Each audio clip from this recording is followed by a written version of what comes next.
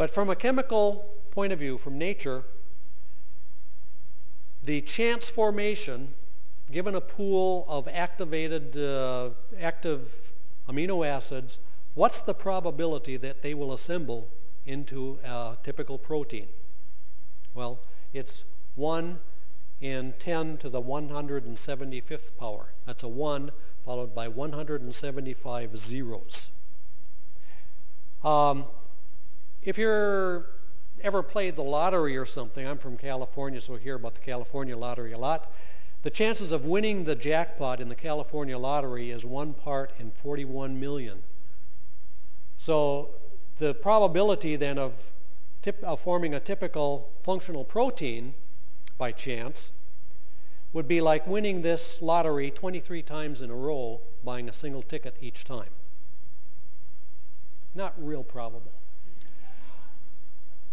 The probability of forming by random processes the enzymes that are required for life. Remember we talked about the importance of enzymes. The enzymes that are required for life is 1 part in 10 to the 40,000th power. That's a 1 with 40,000 zeros after it. That's equivalent to winning the California lottery jackpot for 50 years every Wednesday and Saturday. Okay?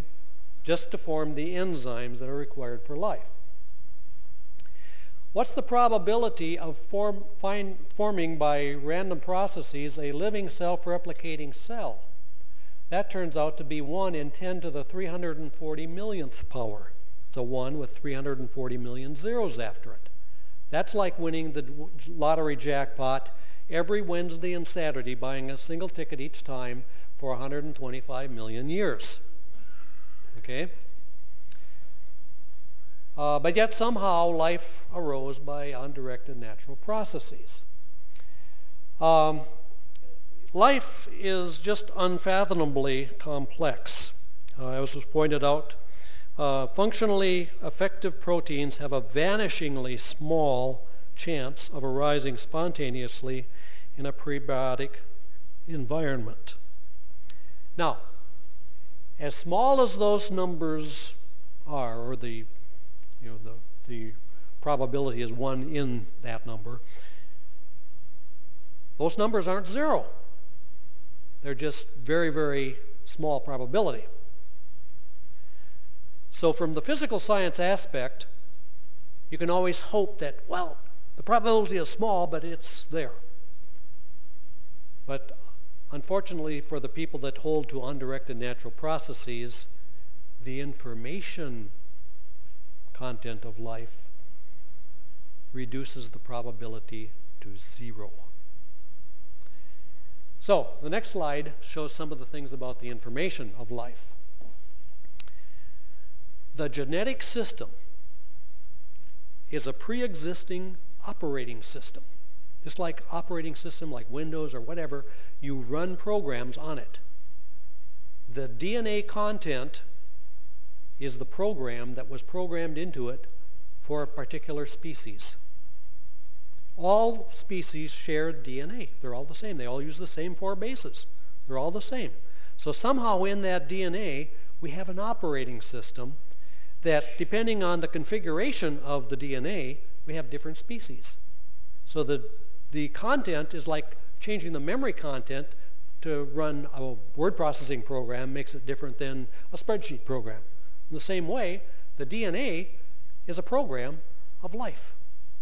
And its content depends on the species that it contains the information for.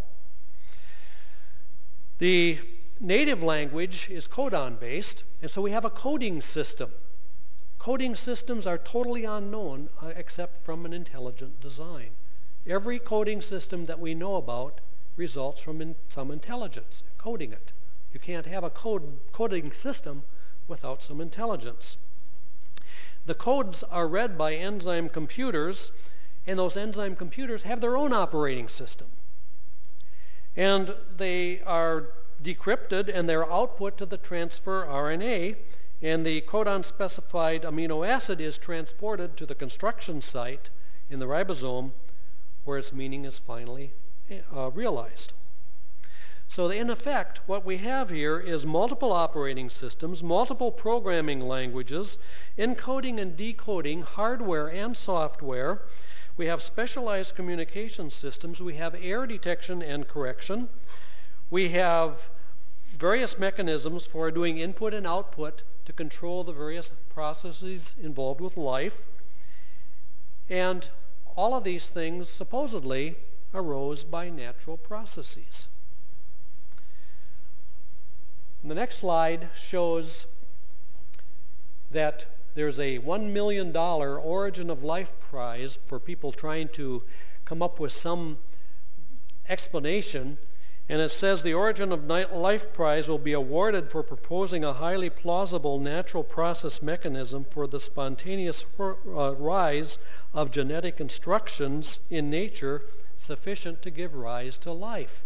So if somebody wants to make an easy $1 million, all they have to do is come up with a reasonable natural process mechanism that it could have done it this way. Well, nobody's claimed the prize yet, so it hasn't. In fact, we talked about laws. Remember what a law is? A law has never been observed to be violated. It always works that way. There's a law of biogenesis, and that says life arises from life. Life has never been observed to arise from non-life, ever. But yet, people believe somehow it did at one time. And they have yet to prove that. In a book that I wrote that should be out in a month or so, I talk about the impossibility of life from an informational aspect, and I point out that those who insist on undirected natural causes of life are thus in an untenable position when it comes to known science.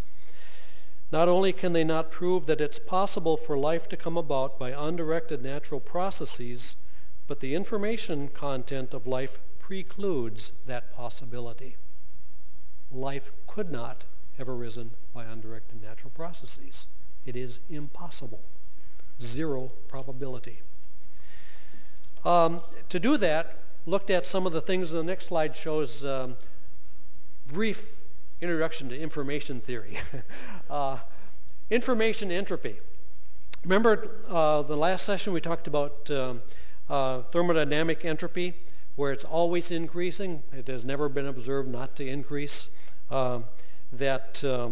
When entropy is basically a measurement of the randomness or diversity within something.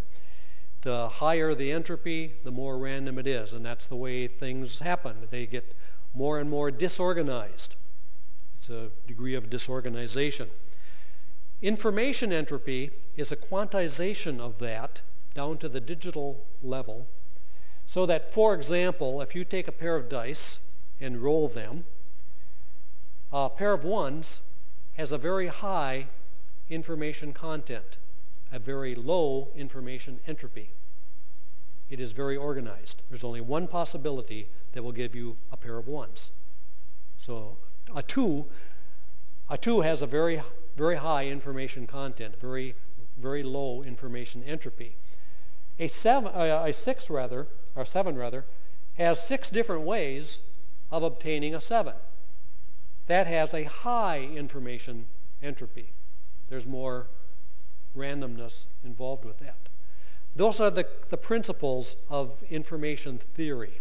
Now, we're not going to get into real depth on information theory, but that's the basis of it, is that the lower the probability of something, the lower the information entropy and the higher the information content.